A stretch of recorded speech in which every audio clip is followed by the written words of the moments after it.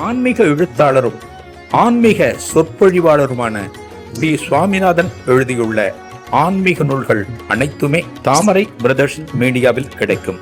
மகாபிரிவா தொகுதிகள் தமிழிலும், மகாபிரிவா தொகுதிகள் ஆங்கிலத்திலும் இவர் எழுதியுள்ள நூல்கள் பல்லாயிரக்கணக்கான வாசகர்களிடையே பெரும் வரவேற்பை பெற்றது. இவற்றை தவிர திருப்பதி சரணம் உட்பட ஏராளமான ஆன்மீக நூல்கள் தாமரை பிரதர்ஸ் மீடியாவில் கிடைக்கும். ஸ்ரீ குருப்யோ நமக. ஓம் காஞ்சிவாசாய உத்மகே சாந்த ரூபாய திபிகி தன்ன சந்திரசேகரேந்திர பிரச்சோதியாத். எல்லாருக்கும் நமஸ்காரம். மகாபிரிவா ஒரு தடவை யாத்திரை போன போது, ஏதோ ஒரு யாத்திரையில ஒரு சின்ன ஊர், இந்த ஊர்ல தங்கியிருக்க சின்ன கிராமம். அது அந்த கிராமத்துல தங்கியிருக்கிற போது, இந்த கிராமத்தில் இருக்கிறவள என்ன பண்ணுவா, பெரியவாளை தேடி வருவா. ஆஹா, ஒரு மகான் நம்மளை தேடி வந்திருக்கார், மகா பெரியவா வந்திருக்கார்,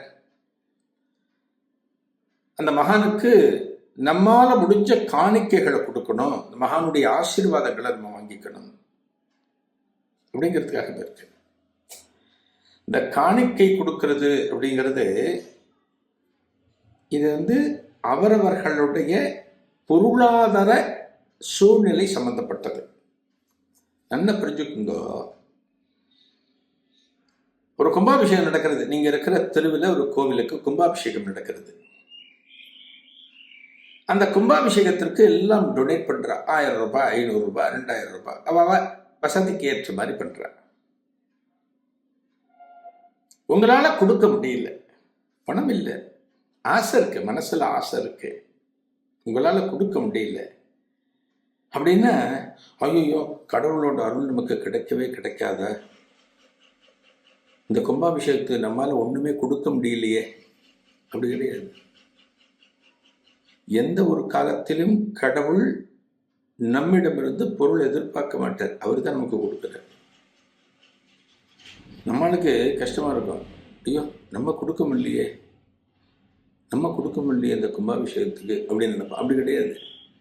நீ கொடுக்கணுங்கிற அவசியமே இல்லை, நீ கொடுக்கணும்னு நினைச்சாலே போறோம், அந்த மனசு இருந்தாலே போறோம். உன்னால என்ன பண்ண முடியும், அந்த கும்பாபிஷேகத்துல போய் வேலை செய்ய முடியுமா, ஒரு கைங்கரியம் பண்ண முடியுமா? கைங்கரியம் பண்ணு.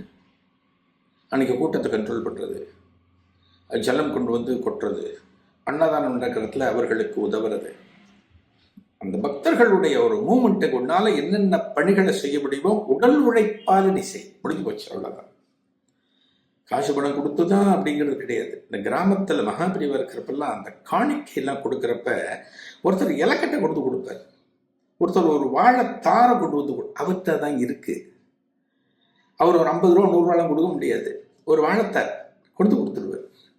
ஒரு பூஷணிக்காய் 4 பூஷணிக்காய் கொடுப்பார். ஒரு விவசாயமா நெல்ல அரிசியை கொண்டு கொடுப்பார். அவ்வளவுதான். காணிக்கைங்கிறது நம்ம குவான்டிட்டிலாம் பார்க்கக்கூடாது. 5 மூட்டை கொடுத்தான், 10 மூட்டை, ஒரு அரைப்படி ஒத்த கொடுத்தா கூட போறோம். அரைப்படி அரிசி மனசு கொடுத்தா போதும். மகாபிரிவா கிராமத்தில் இருக்காருன்னு சொன்னேன். இந்த கிராமத்தில் இருக்கிறவாள்லாம் பெரியவாளை தரிசனம் பண்ணும்போது காணிக்கை கொண்டு வந்து எல்லாம் கொடுக்குறாங்க. அவளுக்கு என்னென்ன முடியுமோ சக்திக்கு ஏற்றாற் போல கொண்டு வந்து காணிக்கை கொடுத்துட்டு பெரியவாளை தரிசனம் பண்ணி பிரசாதம் வாங்கிட்டு போறாங்க. பெரியவா எந்த இடத்துல இருந்தாலுமே அந்த இடத்துல அன்னதானம் அப்படிங்கிறது நடக்கும். இது நான் பல முறை சொல்லியிருக்கேன். அன்னதானம், கிராமத்தில் இருக்கிற அத்தனை பேருக்குமே சாப்பாடு, எல்லாருக்குமே 3 வேளை சாப்பாடு நடக்கும். மனுஷனை திருப்தி பண்ணக்கூடிய ஒரே விஷயம், இன்ஸ்டன்டா மனுஷனுக்கு ஒரு சந்தோஷத்தை கொடுக்கக்கூடிய விஷயம், ஒரு திருப்தியை கொடுக்கக்கூடிய விஷயம் அப்படின்னா சாப்பாடு ஒண்ணுதான். சாப்பாடு ஒண்ணுதான். அவனுடைய பேங்க் பேலன்ஸ்ல எத்தனை லட்சம் எத்தனை கோடி இருந்தாலுமே அவன் அந்த கடைசியா இருக்கிற ஃபிகரை பார்த்துட்டு, நீ இவ்வளவுதான் இருக்கு, இன்னொரு 10 லட்சம் 15 லட்சம் இருந்தா நல்லா இருக்குமே அப்படிதான் நினைப்பான். எத்தனை கோடி இருந்தாலுமே சரி. அப்படின்னா அவனுக்கு எது திருப்தியை கொடுக்கணும்னா சாப்பாடு தான். சாப்பிட்டு முடிஞ்சாச்சுன்னா அப்பா வயிறு ஃபுல்லாகிடுதுப்பா, இதுக்கு மேலே ஒன்றும் முடியாதுப்பா, சாப்பிட முடியாதுப்பா, வயிறு ஃபுல்லாகிடுதுப்பா அப்படின்றான்.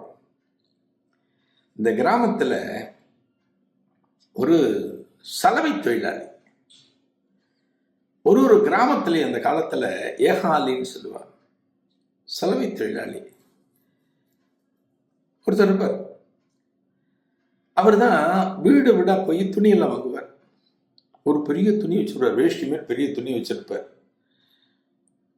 உங்க ஆட்டில் வெளுக்கிறதுக்கு துணி இருக்கு, வேஷ்டி இருக்கு, ஜிப்பா இருக்கு, புடவை இருக்கு, ஏதான துணி இருக்குன்னா நீங்க அவர்கிட்ட கொண்டு கொடுப்பா இல்லை.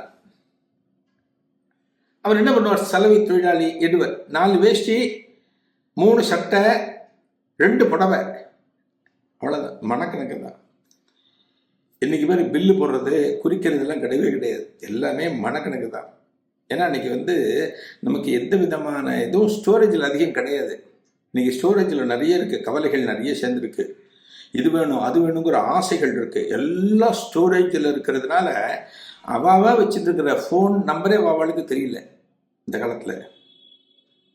ஆச்சரியம். அப்படி ஆயிட்டோம். இன்னைக்கு ஒரு ஹஸ்பண்ட்டு கேளுங்க, உங்கள் ஒய்ஃபோட ஃபோன் நம்பர் சொல்லுங்க, திடீர்னு கேளுங்க, வராது. ஒரு நிமிஷம் இருந்தோ, ஃபோனை ஓப்பன் பண்ணிட்டு சொல்லுவார். அன்னைக்கு எதுவுமே கிடையாது, ஸ்டோரேஜில் ஒன்றுமே கிடையாது, எல்லாம் பிளாங்க், கிறிஸ்டல் கிளியராக இருந்தது. நோய் இல்லாமல் வாழ்ந்த.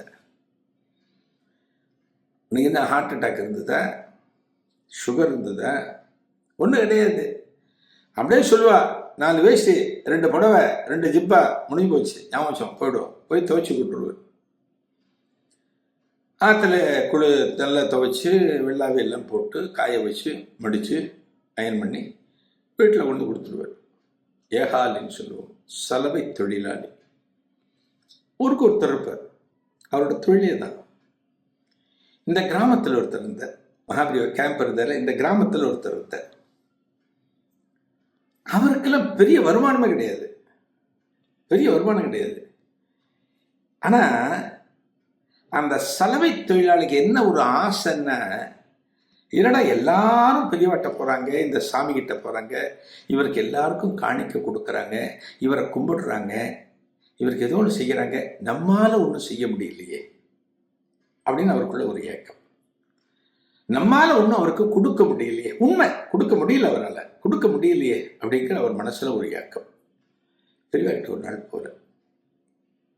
பெரியவாளுக்கு நமஸ்காரம் பண்ணுறார். இதன் தொடர்ச்சியை அடுத்த நிகழ்வில் காணலாம். நன்றி, வணக்கம். ஆன்மீக எழுத்தாளரும் ஆன்மீக சொற்பொழிவாளருமான பி. சுவாமிநாதன் எழுதியுள்ள ஆன்மீக நூல்கள் அனைத்துமே தாமரை பிரதர்ஸ் மீடியாவில் கிடைக்கும். மகாபிரிவா தொகுதிகள் தமிழிலும், மகாபிரிவா தொகுதிகள் ஆங்கிலத்திலும் இவர் எழுதியுள்ள நூல்கள் பல்லாயிரக்கணக்கான வாசகர்களிடையே பெரும் வரவேற்பை பெற்றது.